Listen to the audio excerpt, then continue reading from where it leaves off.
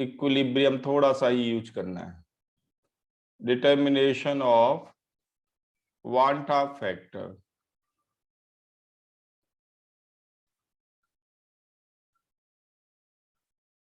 आपको ये बताया था मैंने कि वान हाफ फैक्टर की फिजिकल मीनिंग क्या है, आई से डिनोट करते हैं। फिजिकल मीनिंग है इसकी, it tell us about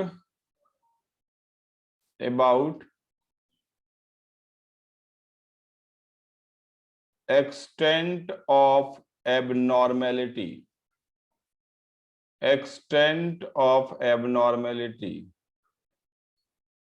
in colligative property,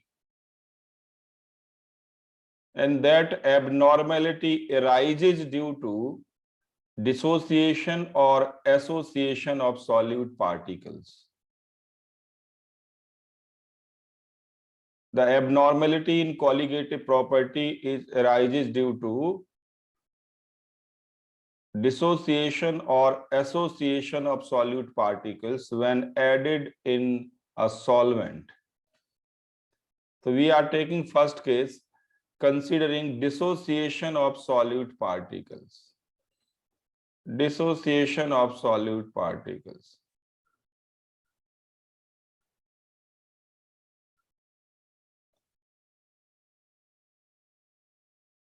इसमें भी दो केस होते हैं डिसोसिएशन में। एक होता है complete dissociation. Taking first complete dissociation.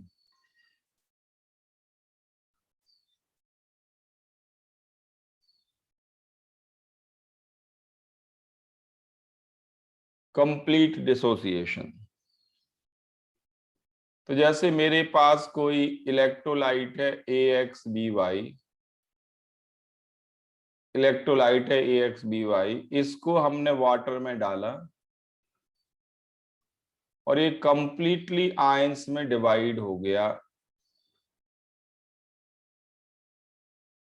ये कंप्लीटली आयंस में डिवाइड हो गया, 100% आयंस में चला गया। तो ये कहलाएगा स्ट्रॉन्ग इलेक्ट्रोलाइट। ये है स्ट्रॉन्ग इलेक्ट्रोलाइट।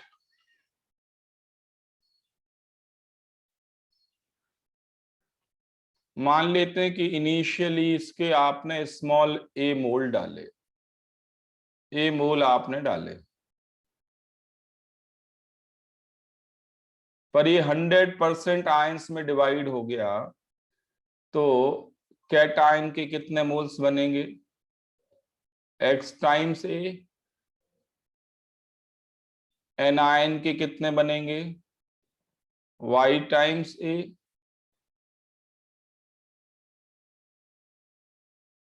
मिलेंगे कि नहीं ये मोल्स? तो जब आप AXBY को वाटर के अंदर डाल दोगे तो ये तो बिल्कुल नहीं बचेगा, केवल कैटायन और एनायन प्रेजेंट होंगे,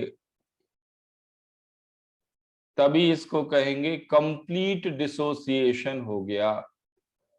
अनआयनाइज्ड और अनडिसोसिएटेड अमाउंट 0 हो जाए, कंप्लीटली आयंस में चले जाएं, तभी कहेंगे complete dissociation.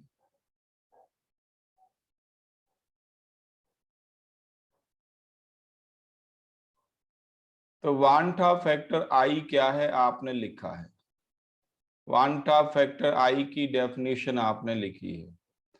Abnormal colligative property, abnormal colligative property divided by normal colligative property.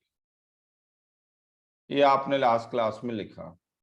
और आपको ये मालूम है बाय डेफिनेशन की कॉलिगेटिव प्रॉपर्टी प्रोपोर्शनल होती है नंबर ऑफ मोल्स के। यस और no?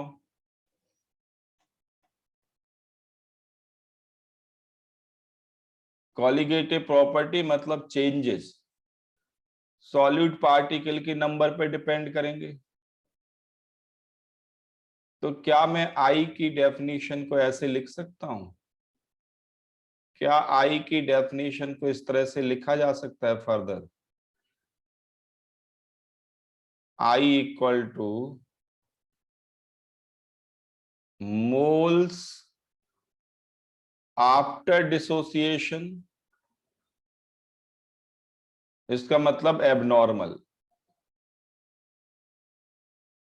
Divided by moles before dissociation.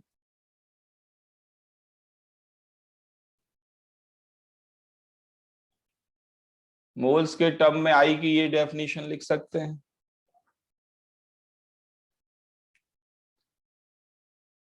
तो एबनॉर्मल कॉलिगेटिव प्रॉपर्टी प्रोपोर्शनल होगी number of moles after dissociation, normal colligative property proportional होगी number of moles after before dissociation. दोनों का ratio करोगे तो ये मोल्स के रेशियो के बराबर आ जाएगा। तो आई कितना आया? अब आफ्टर डिसोसिएशन मोल्स कितने? तो एक्स ए तो कैटायन के मोल्स हैं, वाई ए एनायन के मोल्स हैं, और इनिशियल कितने थे? ए, इनिशियल ए थे। तो आई इक्वल टू आ गया x plus y, A cancel हो गया, आई इक्वल टू आया x plus y for strong electrolyte और for solute undergoing complete dissociation।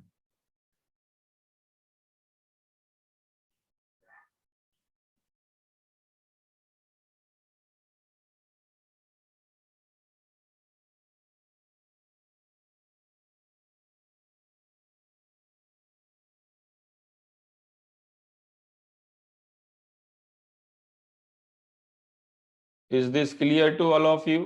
किसी भी स्टेप में कोई दिक्कत हो, किसी भी स्टेप में कोई प्रॉब्लम हो?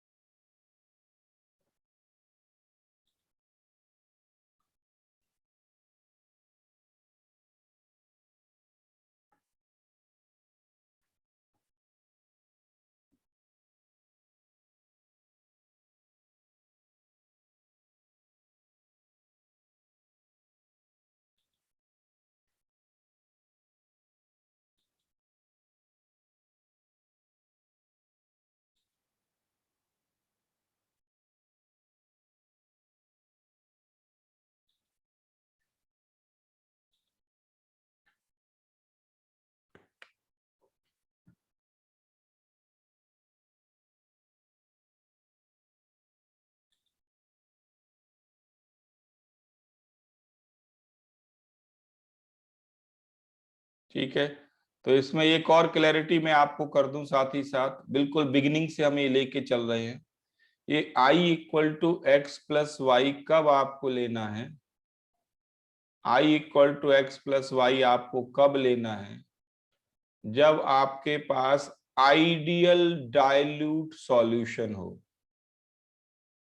या ये कहें इनफाइनाइटली डाइल्यूट सॉल्यूशन हो। आइडियल की जगह इनफाइनाइट वर्ड भी यूज कर सकते हैं। आइडियल डाइल्यूट सॉल्यूशन हो या इनफाइनाइटली डाइल्यूट सॉल्यूशन हो,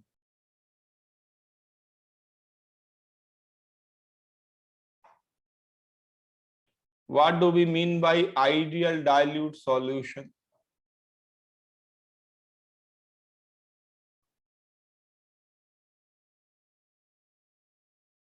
Or what do we mean by infinitely dilute solution?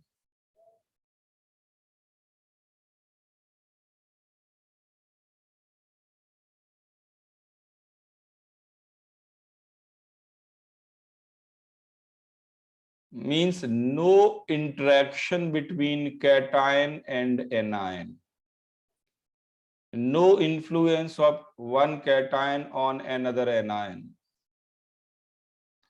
cations and anions are isolated. In that case, you can say I equal to x plus y.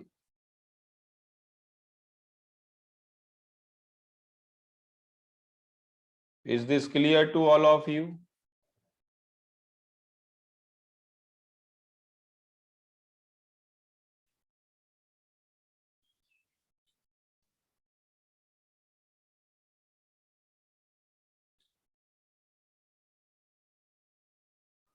तो क्या आप मुझे S conceptual question का answer कर सकते हैं?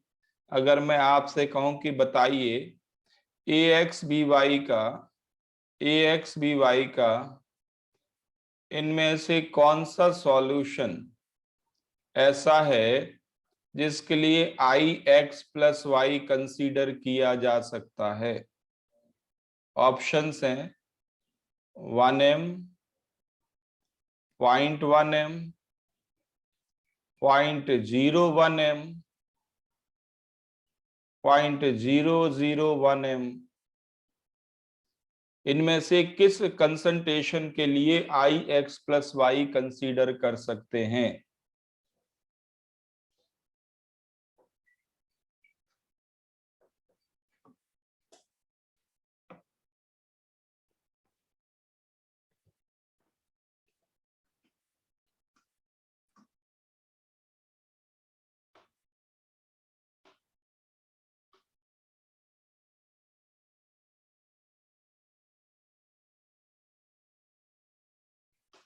तो आंसर है डी के लिए कंसीडर कर सकते हैं। यही है मोस्ट डाइल्यूटेड सॉल्यूशन। डी है मोस्ट डाइल्यूटेड सॉल्यूशन। तो डी के लिए I equal to x plus y माना जा सकता है अगर इन चार में से डिसाइड करना हुआ तो।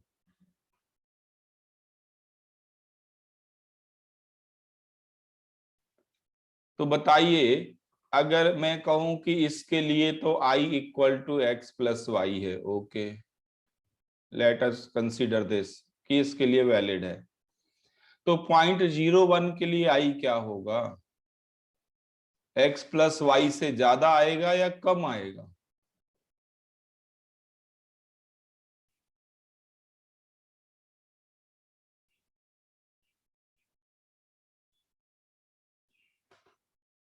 विशाल, आपको लेस आएगा ऐसा क्यों लगता है, less than x plus y? Sir क्योंकि i is equal to x plus y में तो हमने फुल डिसोसिएशन मान ही लिया था, तो इसमें तो बल्कि कम होएगा डिसोसिएशन पार्टिकल्स का, तो फाइनल मोल्स कम होंगे, तो इसलिए i कम आना चाहिए।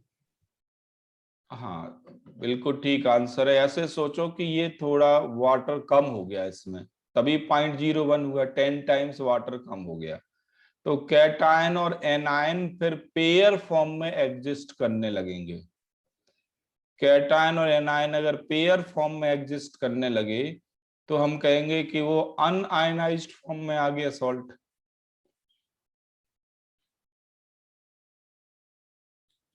समझ में आ गया? तो आई की वैल्यू लेस देन 1 होगी, less than x plus y होगी जैसे जैसे आप कंसंट्रेशन बढ़ाएंगे।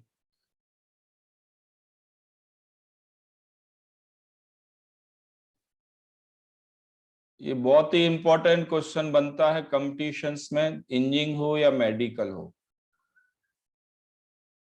ये आपको एनसीईआरटी की थ्योरी में डायरेक्ट लिखा नहीं मिलता, ideal dilute solution, infinitely dilute solution, वो ऐसे वर्ड यूज नहीं करते।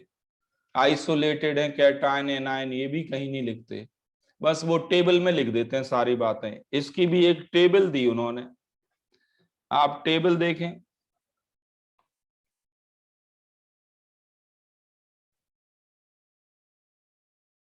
टेबल देखें इसकी, टेबल 2.4।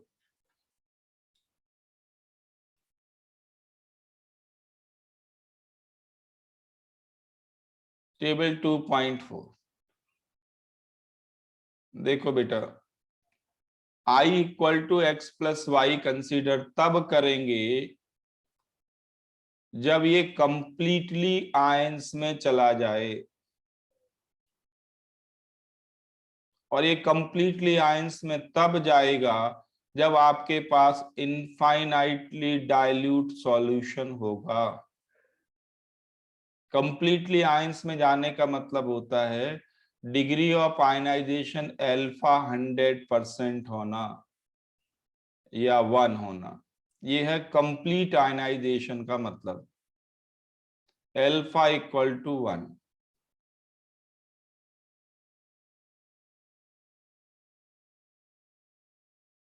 ये होगा इनफाइनाइट डाइल्यूशन पे, या फिर हम ये कहें आइडियल डाइल्यूट सॉल्यूशन। इनफाइनाइट की जगह आइडियल वर्ड यूज कर सकते हैं।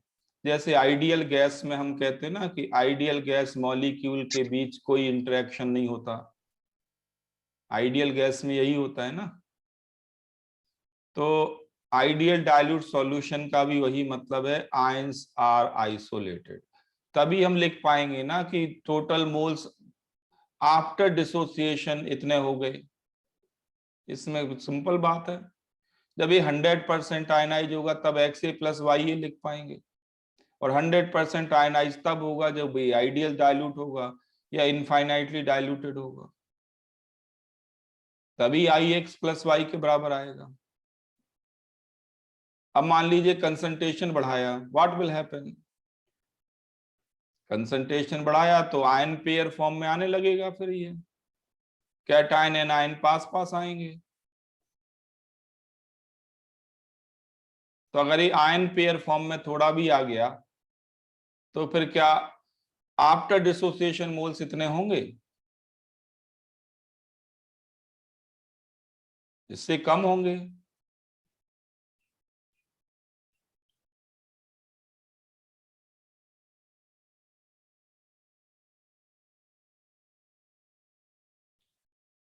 ठीक है, तो देखो आप एनसीईआरटी में एक टेबल बनी है, टेबल 2.4। टेबल 2.4 ये है पेज नंबर 57 पे, टेबल 2.4।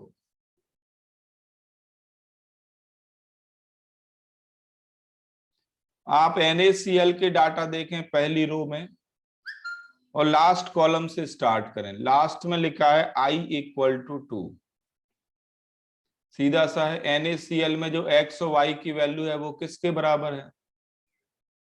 x की वैल्यू भी 1 है, y की वैल्यू भी 1 है, कैटायन का कोफिशिएंट भी 1 है, एनायन का भी 1 है। I इक्वल टू 2 हो गया।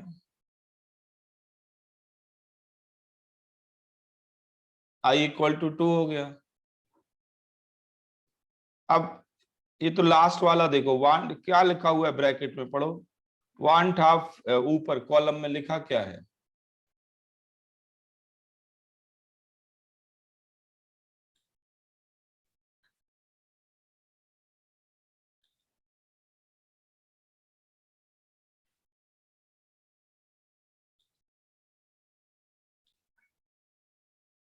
देख ली टेबल सबने?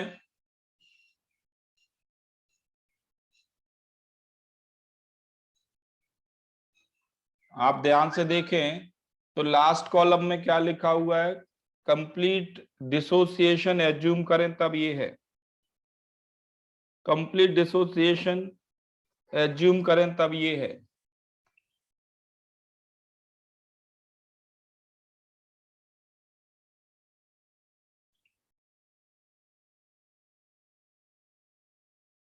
फिर 0.001 हुआ तो 1.97 हो गया, थोड़ा और कंसंट्रेशन बढ़ा तो 1.94 हो गया, फिर थोड़ा और कंसंट्रेशन बढ़ा 0.1 m हुआ तो 1.87 हो गया। जैसे जैसे कंसंट्रेशन बढ़ रहा है देखो NaCl का वांटा फैक्टर I डिक्रीज हो रहा है। राइट टू लेफ्ट चलो, राइट टू लेफ्ट।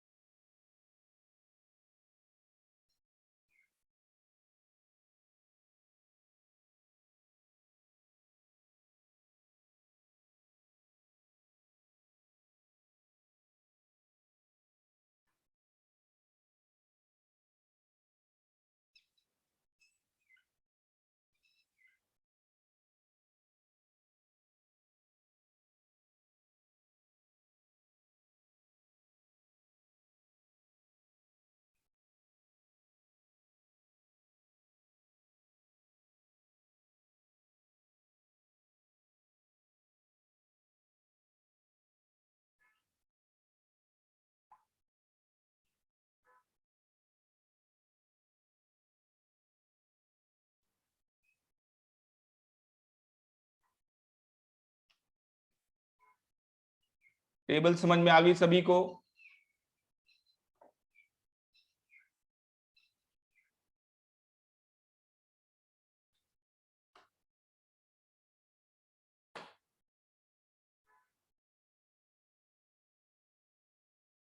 तो बाकी लिखने के लिए बिल्कुल आसान है। K2SO4 का आई क्या होगा? अगर एज्यूम करें 100% आयनाइजेशन, तो कैटायन का कॉफिशिएंट और एनायन के कॉफिशिएंट का सम कर दो। एल्यूमिनियम सल्फेट का क्या होगा? कैटायन और एनायन के कॉफिशिएंट का सम करो। K4FeCN6 का क्या होगा? कैटायन और एनायन के कॉफिशिएंट का सम करो।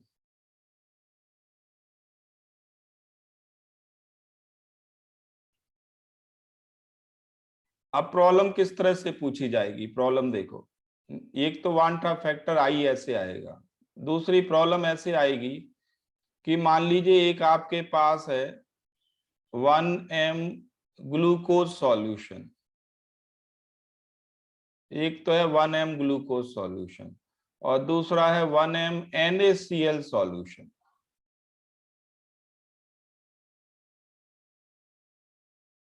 इनके मान लीजिए सॉल्यूशन के बॉइलिंग पॉइंट T1 T2 है, इनके सॉल्यूशन के बॉइलिंग पॉइंट T1 T2 है। बताओ T2/T1 क्या होगा?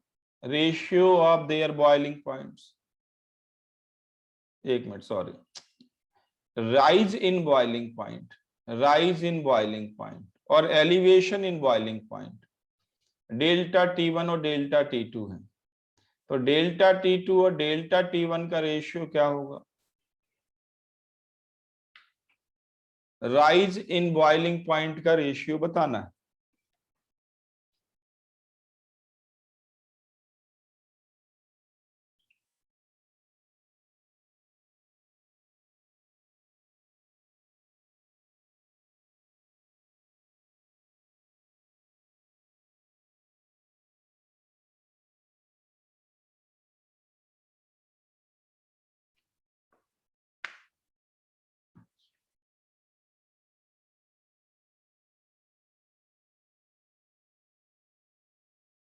It will be 2/1.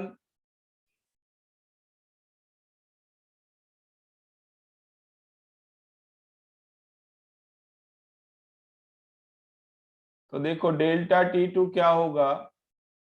Delta T2 क्या होगा? I times KB into M।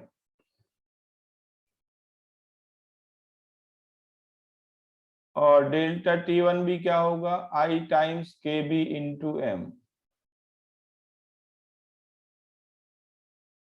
ठीक है, I times KB into M। अब डेल्टा T2 हमने किसके लिए लिखा? डेल्टा T2 लिखा NaCl के लिए और ये लिखा ग्लूकोज के लिए। अब दोनों एक्वस सॉल्यूशन है तो KB कैंसिल हो जाएगा, दोनों का सेम कंसंट्रेशन है तो M कैंसिल हो जाएगा, बट वांटा फैक्टर I इसके लिए 2 होगा और ग्लूकोज जो आयनाइज्ड नहीं होता और जो आयनाइज नहीं होता उनका वांटा फैक्टर I 1 होगा, क्योंकि बिफोर और आफ्टर मोल्स बराबर, बिफोर डिसोसिएशन आफ्टर डिसोसिएशन बराबर, क्योंकि डिसोसिएशन ही नहीं हुआ ग्लूकोज का, तो I 1 हो जाएगा।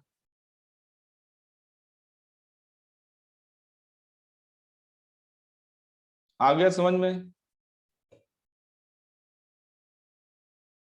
तो प्रॉब्लम इस तरह से आनी है, प्रॉब्लम इस तरह से आनी है। आपसे पूछा जाएगा, आपसे पूछा जाएगा compare boiling points of, compare boiling points of following solutions, इनके बॉइलिंग पॉइंट कंपेयर करो। ये हैं से 1m NaCl, सारे एक्वस सॉल्यूशन है, ध्यान रखना, ऑल आर एक्वस सॉल्यूशन। ये है 1m से Al2SO4 होल थ्राइस।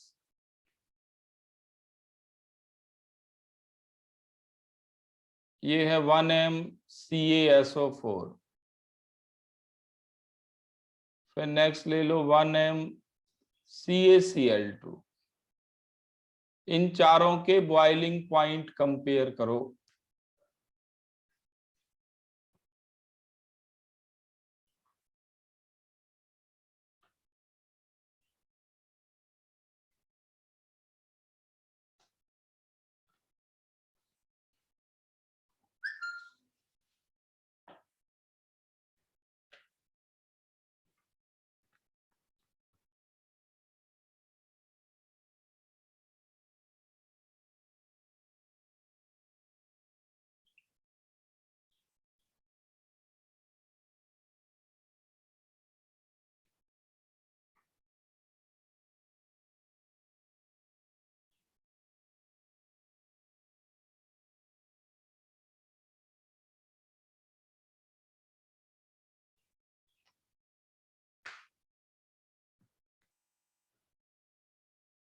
तो बॉइलिंग पॉइंट कंपेयर करने के लिए आपको देखो, सभी में सॉल्वेंट वाटर है, ध्यान देना, सॉल्वेंट सभी में वाटर है।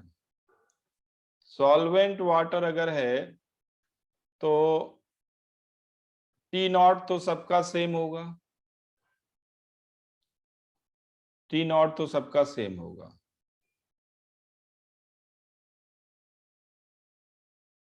जिसका TS हाईएस्ट आएगा, जिसका TS आएगा, ये है बॉइलिंग पॉइंट ऑफ सॉल्यूशन। तो डेल्टा TB क्या होता है? डेल्टा TB होता है TS माइनस T0। तो T0 सबका सेम है, जिसका TS हाईएस्ट आएगा उसका डेल्टा TB हाईएस्ट हो जाएगा। या उल्टा कहें, डेल्टा TB हाईएस्ट है तो TS हाईएस्ट होगा। TS ही बताना है आपको, बॉइलिंग पॉइंट ही कंपेयर करने हैं। तो जिसका TB हाईएस्ट होगा, और डेल्टा TB क्या होता है? I times KB into M। KB तो कांस्टेंट है, सेम फॉर ऑल। तो क्या हम ये लिख सकते हैं, delta TB proportional to I times M।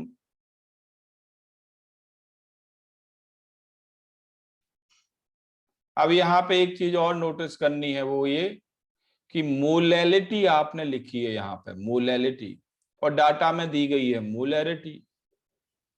तो इस पूरे चैप्टर में अगर कुछ भी लिखा ना हो पूरे चैप्टर में, तो by default molality and molarity equal मानो, क्योंकि हम इसको क्या एज्यूम कर रहे हैं, सॉल्यूशन को डाइल्यूट सॉल्यूशन। और डाइल्यूट सॉल्यूशन के लिए मोलैलिटी एंड मोलैरिटी बराबर होती हैं। भाई मोलैलिटी और मोलैरिटी में क्या डिफरेंस है, जरा सोचो डेफिनेशन का। मोलैलिटी और मोलैरिटी में क्या डिफरेंस है? मोलैरिटी की डेफिनेशन है number of moles by volume. Molality की डेफिनेशन है number of moles bye solvent in KG. यही है ना? अगर सॉल्वेंट बहुत ज्यादा है, वाटर बहुत ज्यादा है, सॉल्यूट का कोई कंट्रीब्यूशन नहीं है, वाटर बहुत ज्यादा, सॉल्यूट पता ही नहीं है भी कि नहीं है, तो क्या मैं पूरे वॉल्यूम और सॉल्वेंट के मास को बराबर नहीं लिख सकता? वाटर के लिए तो ये होता ही है, वाटर के लिए तो होता ही है वॉल्यूम इक्वल टू मास। क्यों होता है बताओ?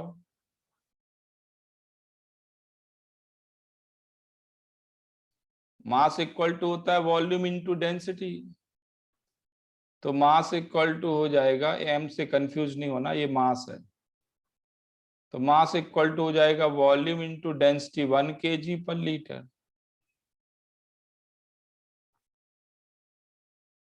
तो वॉल्यूम अगर लीटर में लिखें तो मास केजी में, तो मास ऑफ सॉल्वेंट लेंगे क्योंकि सॉल्यूट तो बहुत कम है, वॉल्यूम सॉल्वेंट का है ही वाटर का, तो वॉल्यूम और ये सॉल्वेंट ये न्यूमेरिकल वैल्यू दोनों बराबर आएंगी, इसलिए डाइल्यूट सॉल्यूशन के लिए मोलैरिटी और मोलैलिटी बराबर लेते हैं। समझ में आ गया सबको?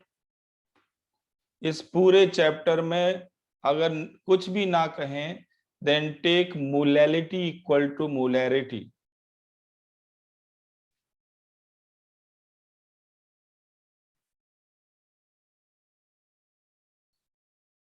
ठीक है, तो डेल्टा टी भी होगा आई टाइम्स एम के प्रोपोर्शनल। अब यहां तो एम भी बराबर है, सबके एम सेम दे रखे हैं, तो एम भी चला गया, तो डेल्टा टी भी किसके प्रोपोर्शनल आया? फिर सिंपली आई के प्रोपोर्शनल।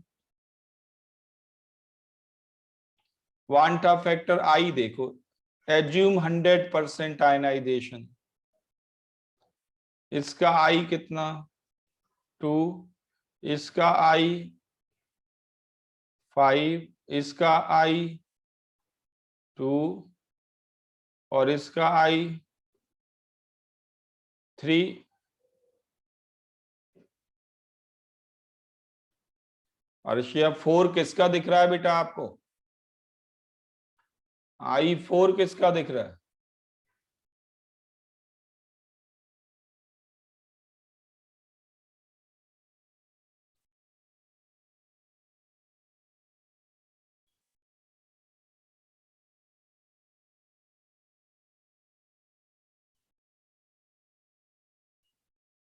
तो बिल्कुल आसान है, बॉइलिंग पॉइंट सेकंड का सबसे ज्यादा होगा, आई की वैल्यू मैक्सिमम है, सेकंड के बाद फोर्थ, और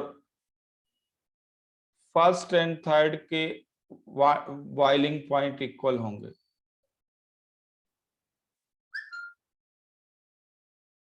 प्रॉब्लम क्लियर हो गई आप सबको?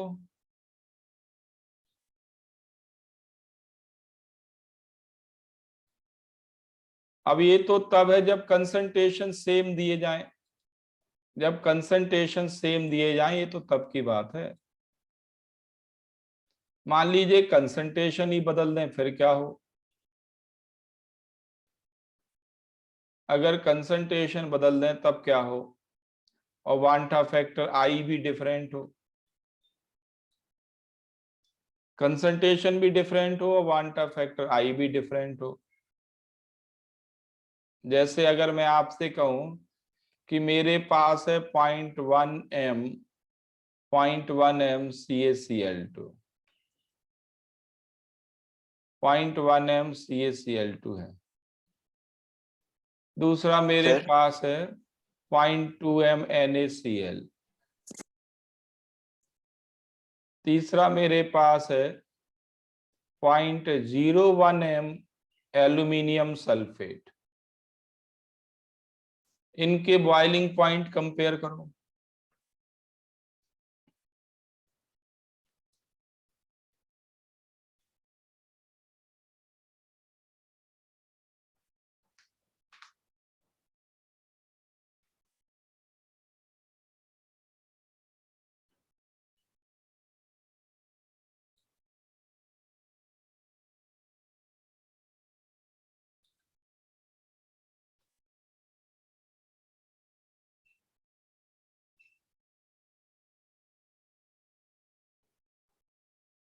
तो सबसे ज्यादा बॉइलिंग पॉइंट किसका होगा? आंसर है सेकंड का, इसके बाद फर्स्ट, और सबसे कम होगा थर्ड का।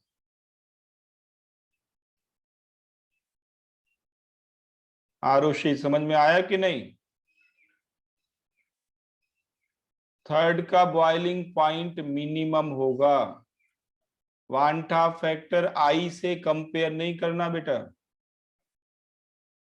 केवल आई नहीं देखना इस केस में।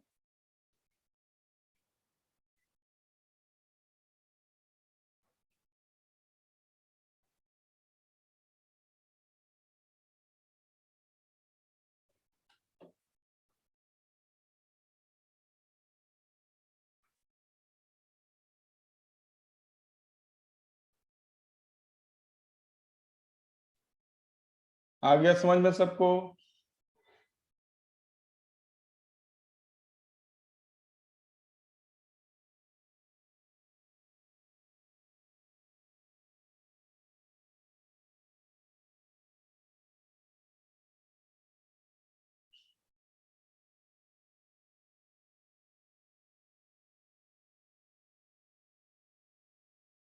तो ये तो बात हुई ऐसे इलेक्ट्रोलाइट की जो 100% आयनाइज्ड हो।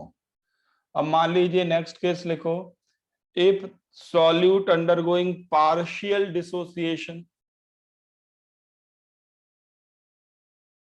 so considering now partial dissociation of solute,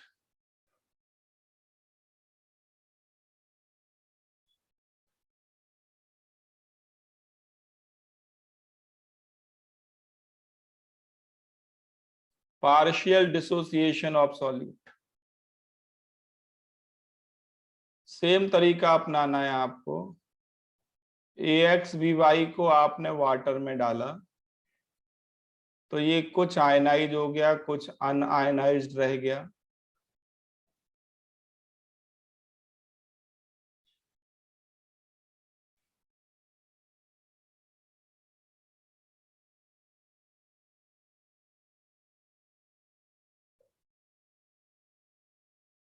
ये तो आयनाइजेशन लिखा मैंने, इसमें तो अभी कुछ नया लिखा नहीं। इनिशियली इसके A मोल्स हैं तो इसके 0 0 टाइम T0 पे, जस्ट इन द बिगिनिंग। इसके बनेंगे Y टाइम्स A अल्फा, इसके बनेंगे X टाइम्स A अल्फा, तो इसके बचेंगे A times 1 minus alpha at equilibrium. जो A अल्फा आपने लिखे थे, X ए Y ए लिखे थे, उनको अल्फा टाइम्स कर दो, सिंपली। ये है इन टर्म्स ऑफ अल्फा।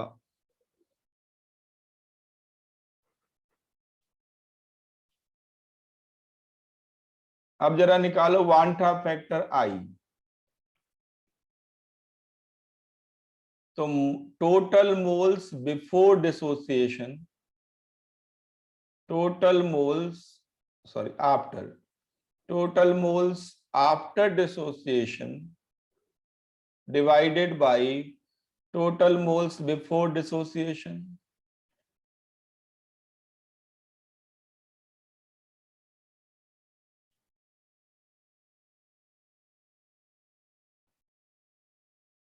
जरा देखो आफ्टर डिसोसिएशन क्या है, A टाइम्स 1 माइनस अल्फा, ये तो अनआयनाइज्ड बच गया, X times A alpha, Y times A alpha, ये तो हो गए आफ्टर। और बिफोर डिसोसिएशन कितने हैं, A,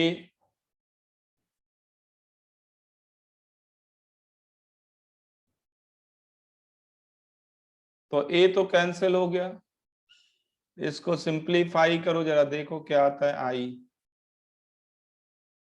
तो I आएगा 1 plus x plus y -1 alpha, ये आएगा I।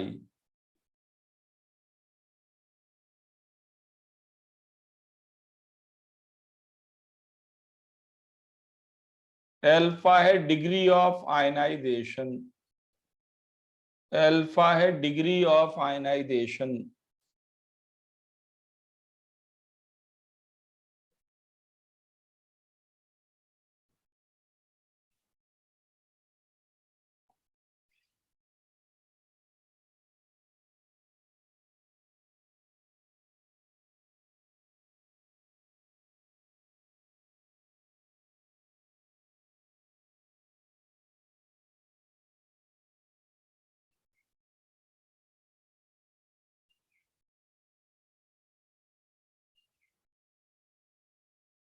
ठीक है, एक्स और वाई क्या है, बैलेंस्ड इक्विलिब्रियम में कैटायन और एनायन के कॉफिशिएंट, बैलेंस्ड इक्वेशन में कैटायन और एनायन के कॉफिशिएंट है एक्स एंड वाई।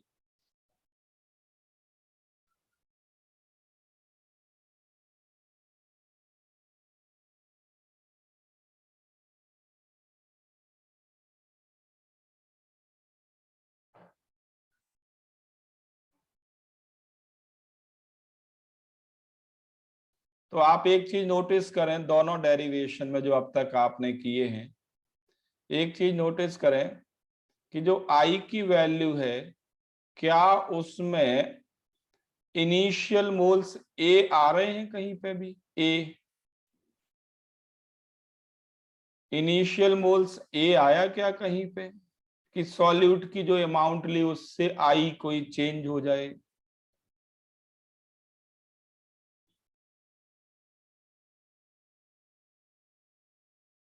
तो आंसर ये है कि आई डिपेंड करता है, वांटा फैक्टर आई डिपेंड करता है सॉल्यूट के नेचर पे, not on number of solute particles, not on amount of solute.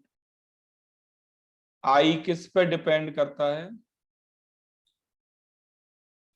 On the nature of solute. I also depend on the solvent indirectly. कैसे वो अभी बताएंगे, बस सॉल्वेंट बदलने से आई बदल जाएगा।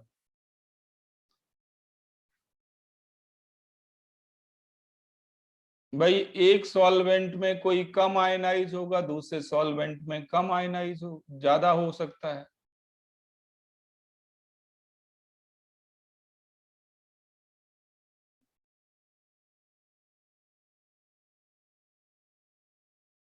ठीक है, चलो देखो आगे। तो ये है आई इंडिपेंडेंट विद ए, ध्यान रखना इनिशियल मोल्स नहीं आएंगे, कैंसिल हो जाता। तो अगर मैं आपसे ये कहूं सिंपल सी प्रॉब्लम कि 1m NaCl 1m NaCl और 2m NaCl का आप आई कंपेयर करो, और कुछ भी नहीं लिखा, आप देखना ध्यान से, कुछ भी नहीं लिखा, कुछ भी नहीं लिखा, तब तो आप क्या कहेंगे? तब तो क्या कहेंगे आप कि आई फर्स्ट का ग्रेटर होगा सेकंड से।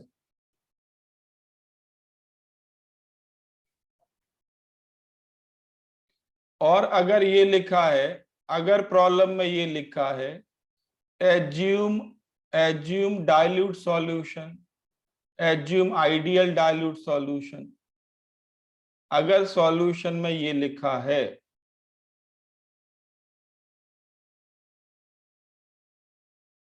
तो फिर आई आपको दोनों के बराबर ले लेने हैं। अरे अभी मैंने टेबल बताई थी आपको कि नहीं? अभी थोड़ी देर पहले टेबल लिखी थी, 2.4 देखी थी कि नहीं? उसमें आई कंसंट्रेशन के साथ चेंज नहीं हो रहा था?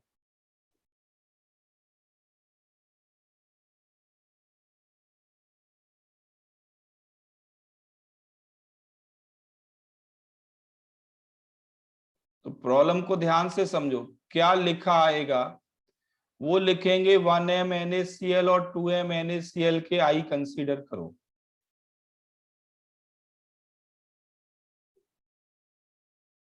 तो 1m NaCl का आई ज्यादा हो जाएगा।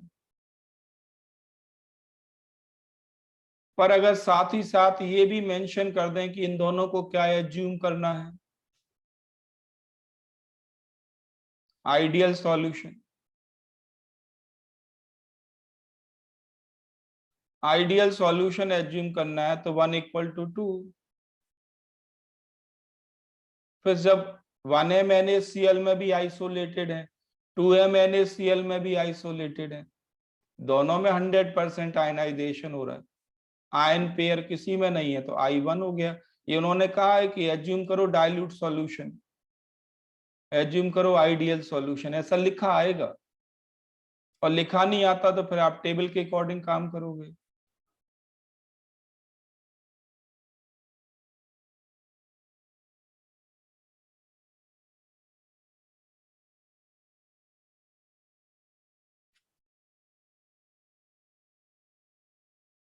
देखो भाई, मुझे किसी से लड़ने के लिए जाना है, एक सामान्य सी बात करूंगा, मुझे किसी से लड़ने के लिए जाना है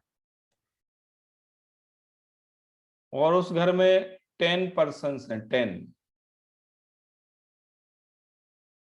अगर मैं कहूं कि ये आइडियल फैमिली है, आइडियल फैमिली है, तो मेरा लड़ना आसान होगा या डिफिकल्ट होगा? मैं जाके लड़ने वाला हूं। अगर ये आइडियल फैमिली है तो आंसर है मेरा लड़ना आसान होगा। क्यों? What do we mean by ideal family? Scientifically ideal family का क्या मतलब होता है? आइडियल फैमिली का मतलब होता है कि एक पर्सन को दूसरे पर्सन से कोई मतलब नहीं, एक के लिए दूसरा है ही नहीं। तो मेरे लिए लड़ना आसान होगा कि नहीं?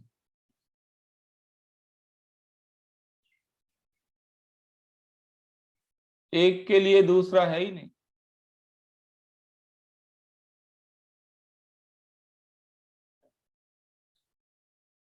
और यही रीजन है, यही रीजन है कि हम गुलाम बने।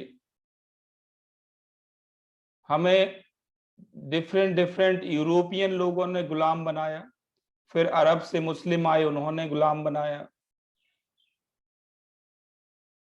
उसका रीजन क्या था? We were ideal. हम बिल्कुल आइडियल थे कि भाई हिमाचल में घुसो तो पंजाब वालों को मतलब नहीं, राजस्थान में घुसो तो गुजरात वालों को मतलब नहीं, यूपी वालों को कोई मतलब नहीं। तो हम आइडियल थे, तो आराम से एक एक करके सबसे निपटते रहे।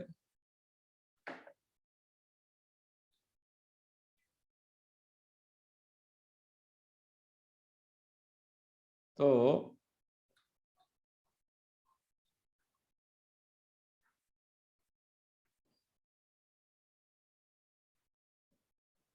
इसके फायदे भी हैं, नुकसान भी हैं। फायदे भी हैं, नुकसान भी हैं, दोनों बातें। अंग्रेजों ने इसका फायदा उठाया, हमें गुलाम बना लिया। और ये जो सो कॉल्ड सनातन धर्म है ना, तथाकथित कहते, धर्म तो है ही नहीं, हिंदू, वो आइडियल ही है आज भी, आज भी आइडियल है।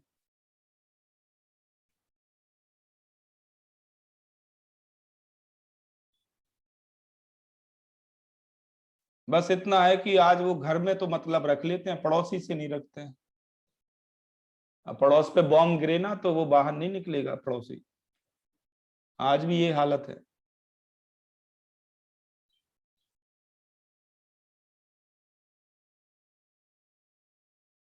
चलो ठीक है, मुद्दा बहुत बड़ा है वो, काम की चीज पे आते हैं। तो आइडियल का मतलब समझ में आ गया आपको? ये प्रॉब्लम की फ्रेमिंग समझ में आ गई? अब प्रॉब्लम लिखो इस पे। जैसे मैं आपसे कहूं कि आपके पास है 0.1 MCH3COOH, जिसकी डिग्री ऑफ आयनाइजेशन 40% है। फाइंड वांटा फैक्टर आई।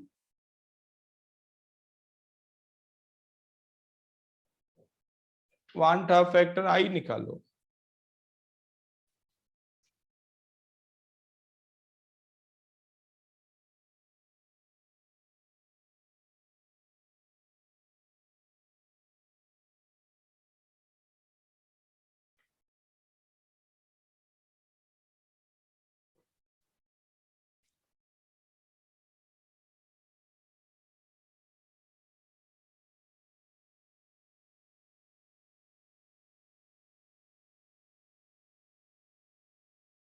तो सबसे पहले सोचो कि कैटायन और एनायन के कॉफिशिएंट क्या होंगे।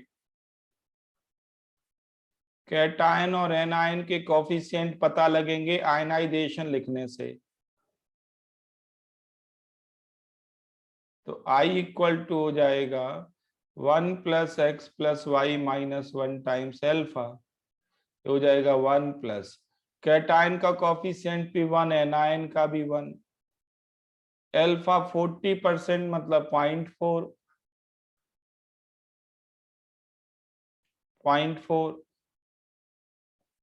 तो I आ गया 1.4।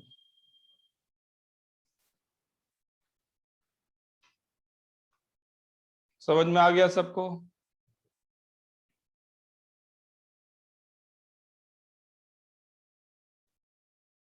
फर्दर देखो, अगर मैं आपसे कहूं कि आपके पास है 0.01 m H3PO3 जिसका एल्फा है 60%, बताओ वांट ऑफ फैक्टर I क्या होगा?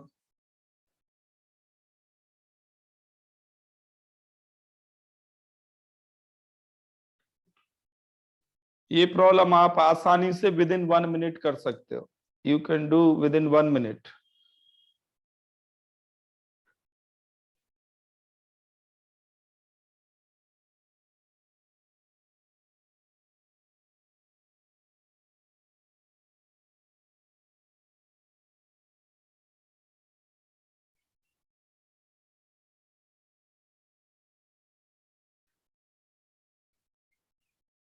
I आएगा 1 plus x plus y minus 1 times alpha, तो हो जाएगा 1 प्लस एक्स की वैल्यू 2, वाई की वैल्यू 1, एल्फा 0.6। कितना आएगा ये? 2.2।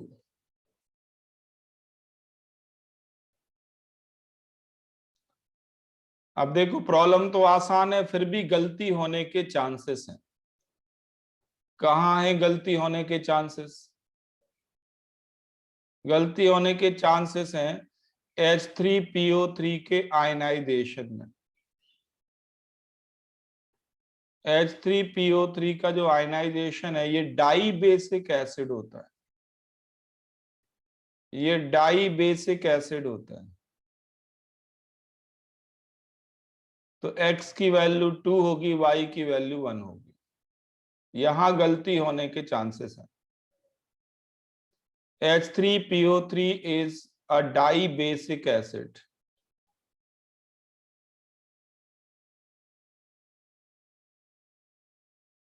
क्लियर है सबको?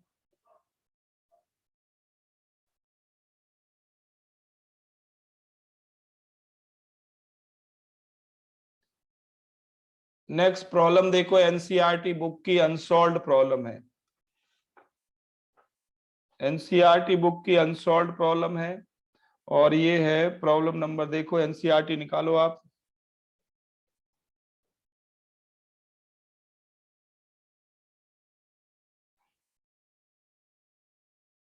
2.31 थ्योरेटिकल प्रॉब्लम है।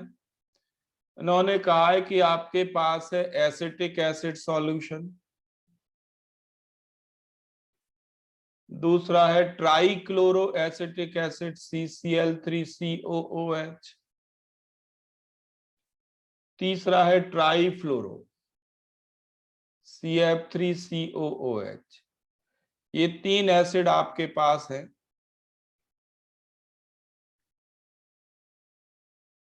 ये 3 एसिड आपके पास हैं, आपको इनको अरेंज करना है, एक्सप्लेन भी करना है। डिप्रेशन इन फ्रीजिंग पॉइंट,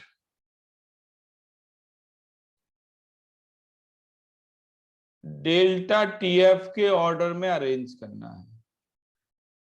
सबसे ज्यादा डिप्रेशन किस में आएगा, सबसे कम डिप्रेशन किस में आएगा, और वो कह रहे हैं कि assume same concentration, same amount मतलब सेम कंसंट्रेशन लेना है इसमें। डाटा तो कुछ गिवन नहीं है, तो सेम कंसंट्रेशन एज्यूम करके करो।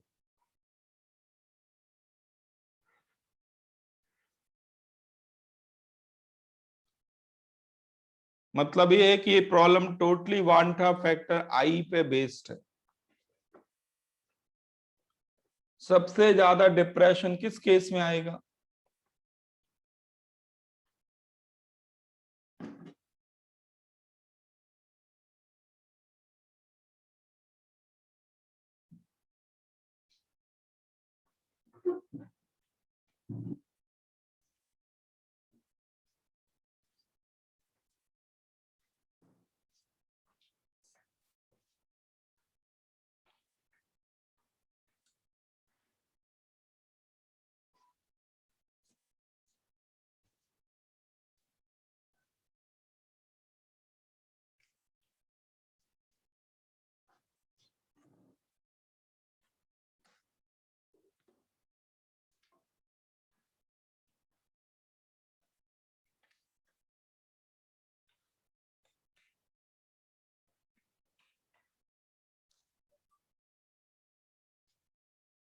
तो आंसर है सबसे ज्यादा डिप्रेशन आएगा थर्ड केस में। डेल्टा टीएफ सबसे ज्यादा थर्ड में होगा। अब ये प्रॉब्लम थोड़ी आयनाइजेशन से कनेक्टेड है, एसिड स्ट्रेंथ से कनेक्टेड है, ऑर्गेनिक केमिस्ट्री से कनेक्टेड है। अगर इनके आयनाइजेशन कांस्टेंट आप कंपेयर करें, Ka1, Ka2, Ka3 मान लें, इनके अगर आयनाइजेशन कांस्टेंट कंपेयर करें तो Ka3 सबसे ज्यादा, इससे इसके बाद Ka2 और सबसे कम Ka1। मतलब एसिटिक एसिड वीकेस्ट एसिड है, ट्राइफ्लोरो एसिटिक एसिड स्ट्रॉन्गेस्ट है। आपको ये मालूम है कि acid strength minus I effect के प्रोपोर्शनल होती है। Acid strength minus I effect के प्रोपोर्शनल। अभी लिख लो, अगर बिल्कुल ऑर्गेनिक भूल चुके हो, जीरो हो गई है, तो ये लिख लें कि acid strength minus I effect के प्रोपोर्शनल है। और सबसे ज्यादा माइनस आई इफेक्ट फ्लोरीन का होता है।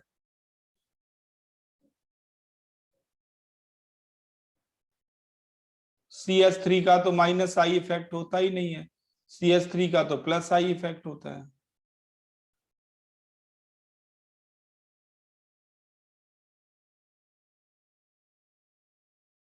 तो इनमें से सबसे ज्यादा आयनाइज कौन होगा? एल्फा की वैल्यू सबसे ज्यादा किसके लिए आएगी? एल्फा।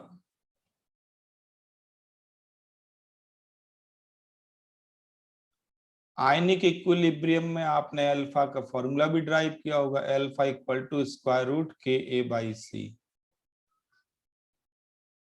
सी तो सबका बराबर ही मान लेना है। तो Ka जिसका सबसे ज्यादा होगा उसका अल्फा ज्यादा होगा, और अल्फा जिसका सबसे ज्यादा होगा उसका आई ज्यादा आएगा, क्योंकि यहाँ एक्स और वाई का डिफरेंस तो है नहीं। इन तीनों एसिड के लिए एक्स और वाई सेम है, अल्फा का ही डिफरेंस है। अल्फा ज्यादा कब होगा? जब Ka ज्यादा होगा। Ka हाई होने का मतलब है स्ट्रॉन्ग एसिड, तो रिलेटिवली तीनों में स्ट्रॉन्गर थर्ड है। रीजन समझ में आ गया सबको?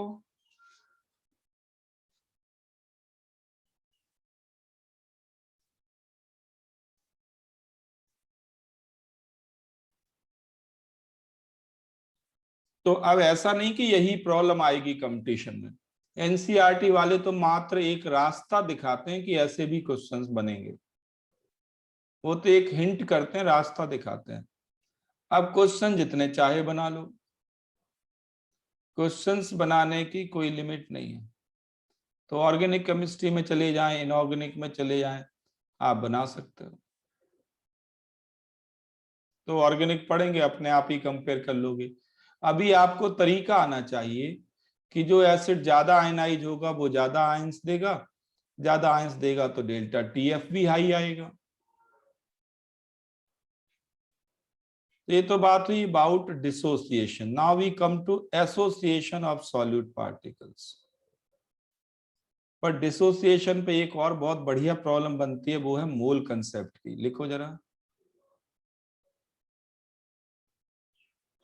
एक फॉर्मूला आपने ये पढ़ा होगा, याद करें, उसमें आयनिक इक्विलिब्रियम में एक फॉर्मूला पढ़ा होगा आपने, alpha equal to D minus D by n minus one into D. ये पढ़ा है आपने?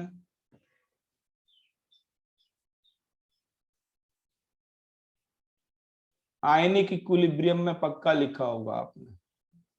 ये एन क्या है, जरा एन को मैं आप अनफोल्ड कर दूं। एन है एक्स प्लस वाई, ये है। और कैपिटल डी क्या है? तो ये है वेपर डेंसिटी बिफोर डिसोसिएशन। और स्मॉल डी क्या है? Vapour density of equilibrium mixture.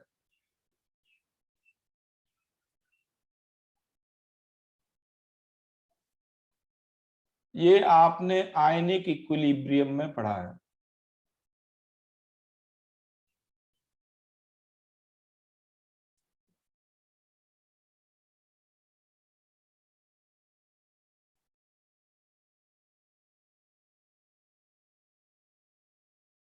अब मैं यहाँ पे इसको वांटा फैक्टर से लिंक कर रहा हूं और एक लाइन में प्रॉब्लम सॉल्व हो जाएगी। एक लाइन में प्रॉब्लम सॉल्व हो जाएगी। देखो ध्यान से, जैसे मेरे पास है ये इलेक्ट्रोलाइट और ये पार्शियली आयनाइज हो रहा है सॉल्यूशन में, ठीक है।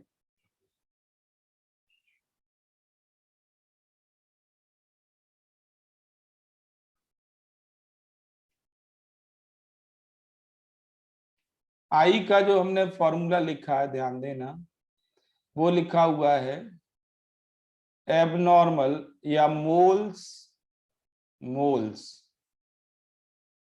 Moles after dissociation divided by moles before dissociation, यही लिखा।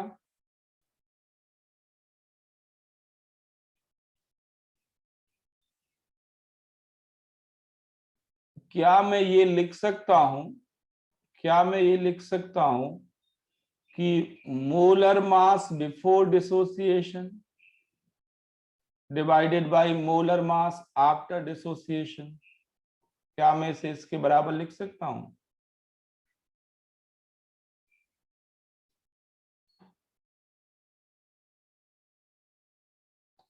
Molar mass after dissociation.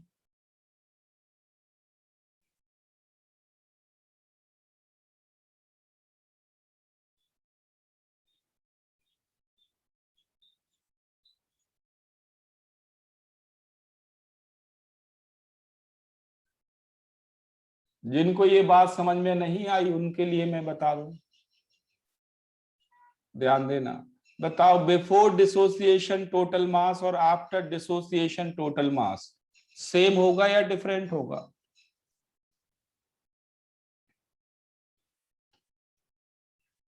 बहुत बढ़िया। और मोल्स का फॉर्मूला क्या होता है बताओ जरा, मोल्स कैसे निकालते हैं? मोल्स का फॉर्मूला क्या होता है? Mass divided by molar mass.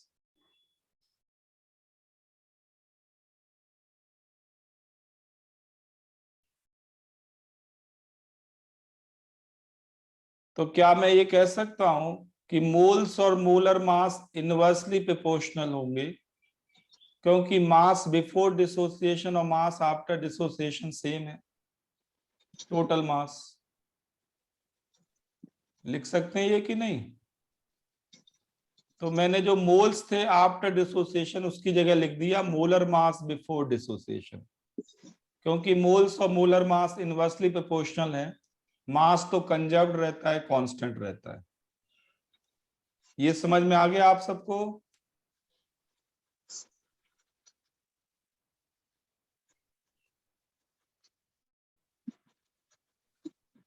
Good.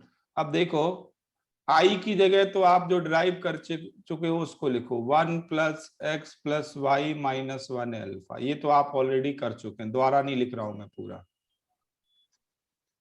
और मोलर मास जानते हैं आप वेपर डेंसिटी के टर्म में कैसे लिखते हैं? 2 × वेपर डेंसिटी लिखते हैं कि नहीं? तो 2 × कैपिटल डी लिखा मैंने। कैपिटल डी मान लिया वेपर डेंसिटी बिफोर डिसोसिएशन,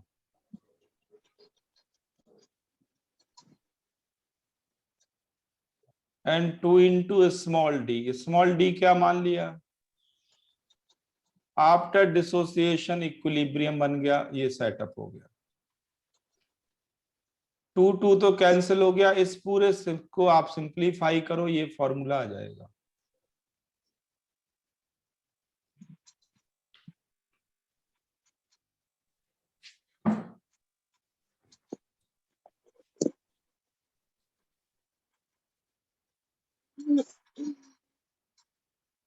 आ गया समझ में सबको?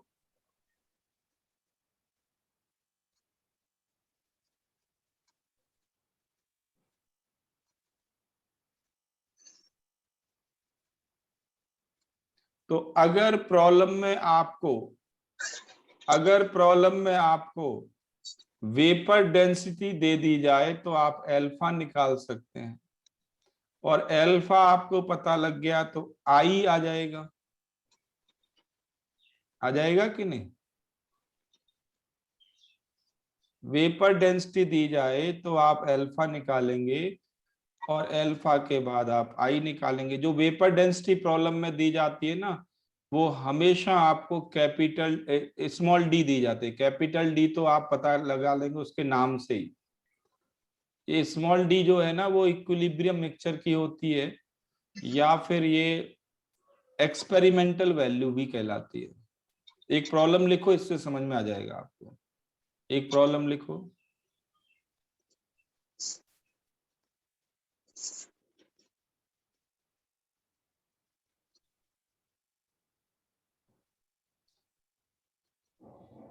The vapor density of CH3COOH in a solution, means इसके एक्वस सॉल्यूशन की वेपर डेंसिटी आपको दी गई है, से 20 है। Find want half factor I. Want half factor I निकाल।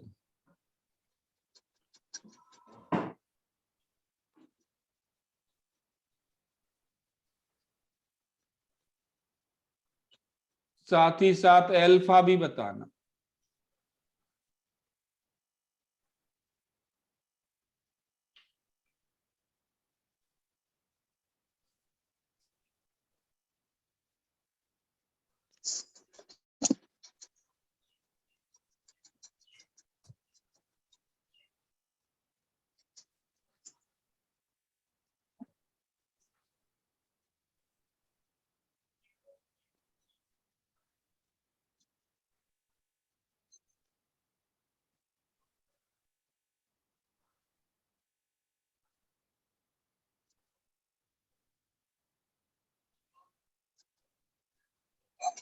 इतनी देर नहीं लगती।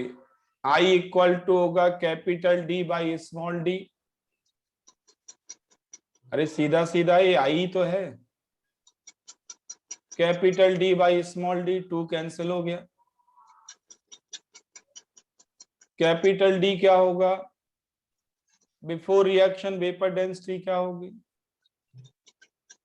तो मोलर मास इसका होता है 60/2। आफ्टर रिएक्शन कितनी दी गई है? 20। तो 1.5 आ गया।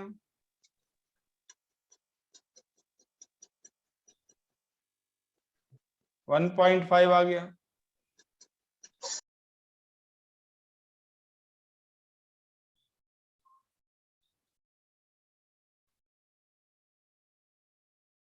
आई आ गया। आई से अल्फा निकाल सकते हैं, या सीधा अल्फा का फॉर्मूला भी वेपर डेंसिटी के टर्म में यूज कर लो। तरीका समझ में आ गया सबको?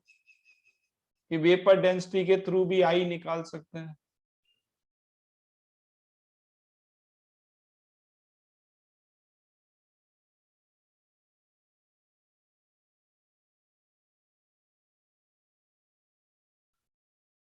ओके, नेक्स्ट लिखो। Now we take association of solute particles. Association of solute particles बहुत आसान है, छोटा सा टॉपिक है। Association of solute particles.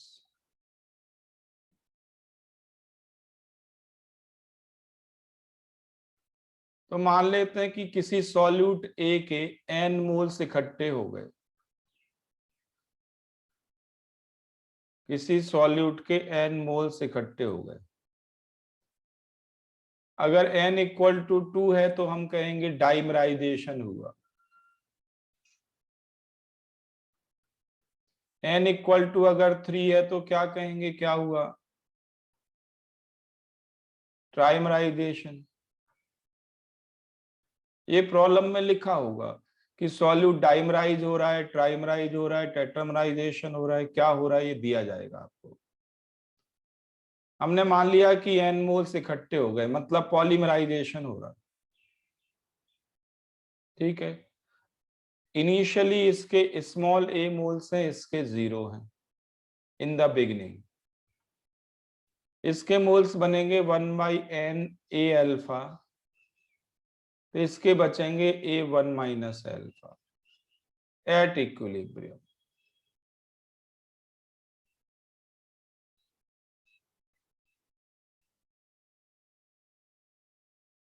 By definition I क्या होता है?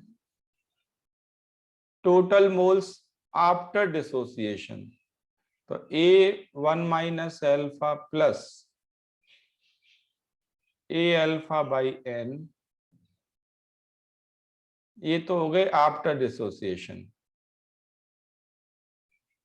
बिफोर डिसोसिएशन है स्मॉल a, तो I कितना आ गया? I इक्वल टू क्या हो गया?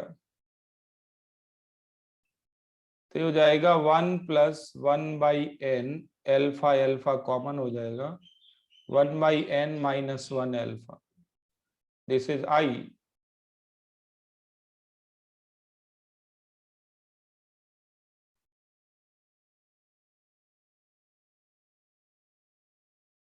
यहाँ पे अल्फा का नाम होगा degree of association.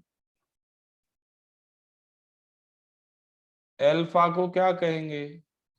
Degree of association. कितने परसेंट एसोसिएट हुआ वो?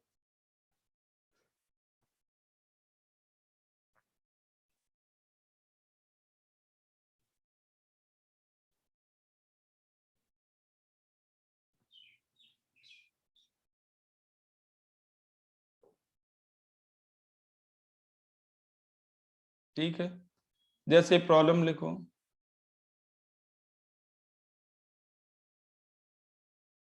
एक प्रॉब्लम लिखो। डिग्री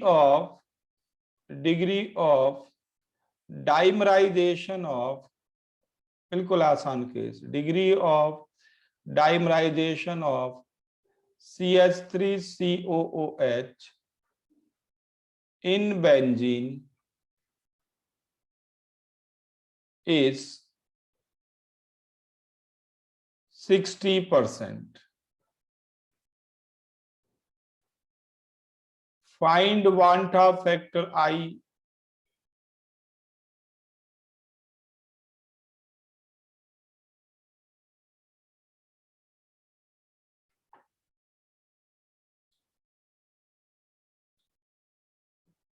इस केस में इक्विलिब्रियम लिखने की भी कोई जरूरत नहीं है,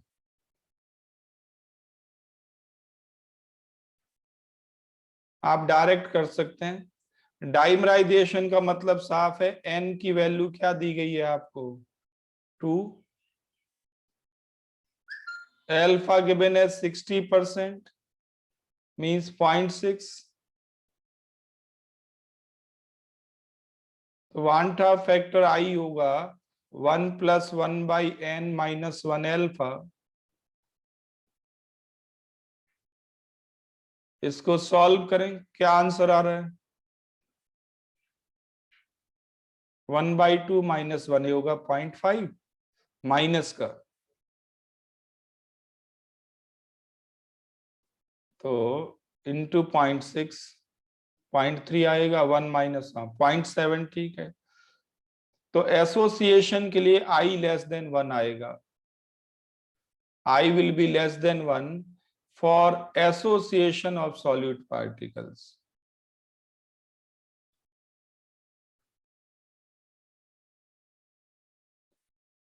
लेस देन 1 आएगा, कोई भी एसोसिएशन दे दें। ये तो अंडरस्टूड है लेस देन 1 क्यों आएगा, क्योंकि 1/n will always be less than 1, तो ये टर्म नेगेटिव आएगा, मतलब 1 माइनस समथिंग करना पड़ेगा।